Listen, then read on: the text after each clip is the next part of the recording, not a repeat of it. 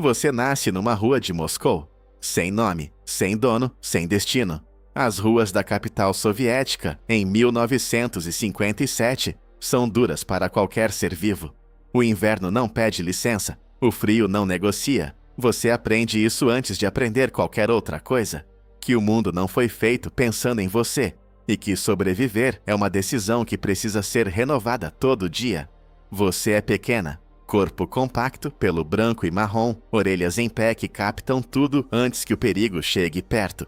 Os outros cães da rua são maiores, mais velhos, mais marcados. Você aprende a não disputar o que não pode ganhar e a encontrar o que os outros deixaram para trás. O metrô de Moscou vira o seu mapa. As grades de ventilação soltam calor de noite. A estação Kievskaya tem um padeiro que joga fora o pão duro às 6 da manhã. A Praça Pushkin tem movimento até tarde, e movimento significa distração, e distração significa oportunidade. Você não pensa nisso em palavras. Pensa no jeito que todo ser vivo pensa quando a sobrevivência é o único idioma disponível, pelo corpo, pelo instinto, pelo olfato que lê o mundo antes dos olhos. Você tem uns 2 anos quando os homens aparecem pela primeira vez. Não são homens comuns. Farda cinza, prancheta.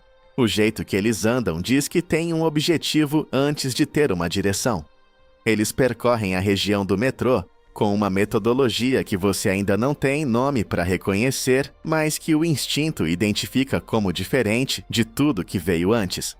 Eles estão procurando alguma coisa, depois você vai entender o que era. Mas naquele momento, você só sente o olhar de um deles pousar em você por tempo demais. O homem se chama Oleg Gazenko. Ele é cientista, trabalha para o Programa Espacial Soviético, o mesmo programa que 2 anos antes havia lançado o primeiro satélite artificial da história e que agora, em outubro de 1957, vivia a pressão de fazer algo ainda maior. Algo que o mundo inteiro parasse para ver. Gazenko não sabe ainda que vai se lembrar de você pelo resto da vida. Você não sabe nada disso. Só sente o olhar. E recua 2 passos. O processo de seleção leva semanas. Você não sabe que é uma seleção. Sabe que te colocaram num lugar fechado com outros cães, que tem comida todo dia no mesmo horário, que tem homens de jaleco branco que chegam de manhã e ficam te observando com pranchetas na mão. Você odeia no primeiro dia, no segundo também, mas tem comida toda manhã, no mesmo lugar, no mesmo horário, sem precisar disputar, sem precisar esconder, sem precisar guardar para depois. Você come devagar na primeira vez que aceita sem resistência. Como se a regularidade ainda pudesse ser uma armadilha. Não é. Os testes começam sem aviso. Câmaras pequenas, espaços que ficam menores, ruídos altos que chegam sem preparação, aceleração, vibração. Os cientistas precisam de um cão que não entre em colapso quando o mundo ao redor começa a se comportar de um jeito que nenhum ser vivo foi feito para aguentar. Você passa em cada teste, não porque é a mais forte, não porque é a maior, mas porque a rua te ensinou uma coisa que laboratório nenhum consegue treinar, que quando o ambiente fica hostil, você não entra em pânico, você observa, você adapta, você continua. Gazenko anota isso na prancheta. Os outros cientistas anotam também. E numa manhã de novembro, você recebe um nome, Laika. Em russo significa algo próximo de Aquilate. Simples, direto, sem romantismo. Como tudo que funciona de verdade. Você não sabe que esse nome vai ser pronunciado em todos os idiomas do planeta. Não sabe que décadas depois, crianças do outro lado do mundo vão aprender esse nome na escola. Não sabe nada disso, só sabe que alguém te chamou por algo e que esse algo agora é seu. O treinamento muda de natureza nas semanas seguintes. A cápsula que eles constroem para você é pequena, menor do que qualquer espaço onde você já dormiu, menor do que o espaço entre as grades do metrô onde você passava as noites mais frias. Você é colocada dentro dela por períodos cada vez mais longos, 1 dia, 2 dias, 4 dias.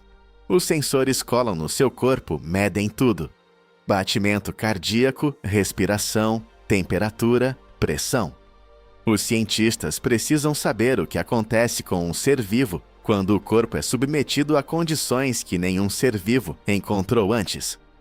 Você não entende o que é um satélite. Não entende o que é órbita. Não entende gravidade zero. Não entende velocidade de escape. Não entende a corrida espacial entre 2 países que nunca dispararam uma arma um contra o outro, mas que competem por algo que nenhum dos dois consegue nomear com clareza. Você entende a cápsula.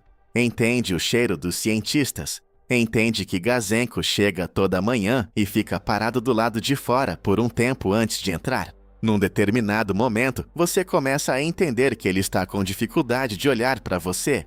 Você não sabe por quê. A verdade é guardada em reuniões fechadas, em documentos classificados, em conversas entre homens de jaleco branco que saem da sala com expressões que você nunca viu no rosto de nenhum humano antes. A Sputnik 2 não foi projetada para pousar. A tecnologia soviética de 1957 não tinha como trazer nada de volta da órbita. O lançamento foi aprovado com menos de 4 semanas de preparação. Uma decisão política, não científica. O líder soviético, Nikita Khrushchev, queria algo monumental para o dia 7 de novembro, aniversário da Revolução Russa. Você foi escolhida para ir. Ninguém foi escolhido para te trazer de volta.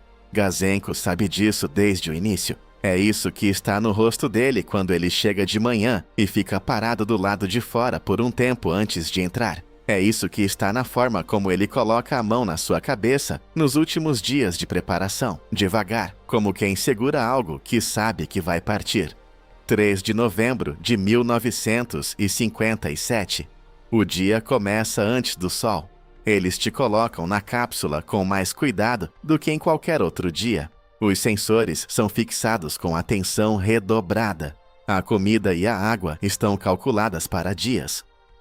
O sistema de purificação de ar vai funcionar. Tudo vai funcionar. Você não sabe que é a última vez que sente chão embaixo das patas.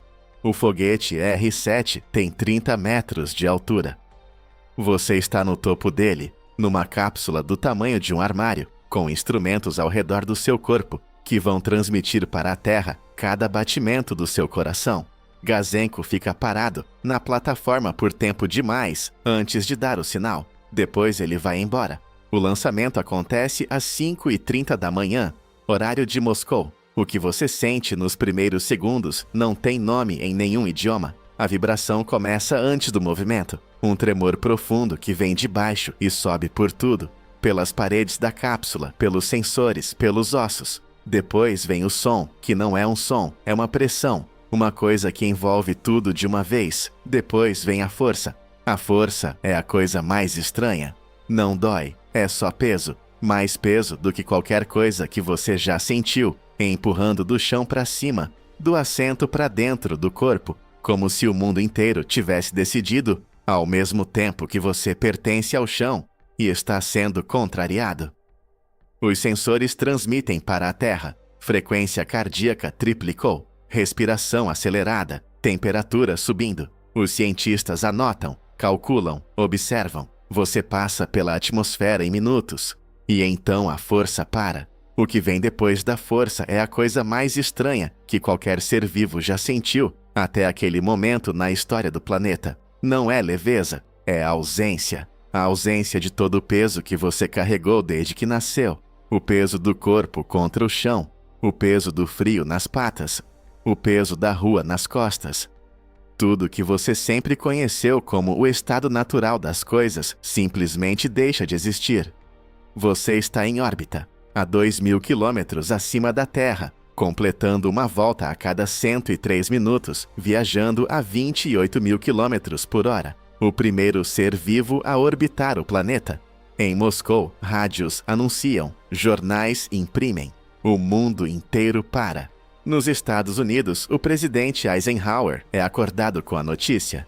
Em Londres, Paris, Tóquio, Buenos Aires, o nome Laika cruza fronteiras em todos os idiomas ao mesmo tempo. Você não sabe nada disso. Você sabe que a cápsula está quente. O sistema de controle de temperatura falhou logo após o lançamento. O calor dentro da cápsula sobe além do que foi calculado. Os sensores continuam transmitindo. Os cientistas em Moscou recebem os dados em tempo real e entendem o que está acontecendo antes de conseguirem aceitar. Você aguentou mais do que qualquer previsão indicava.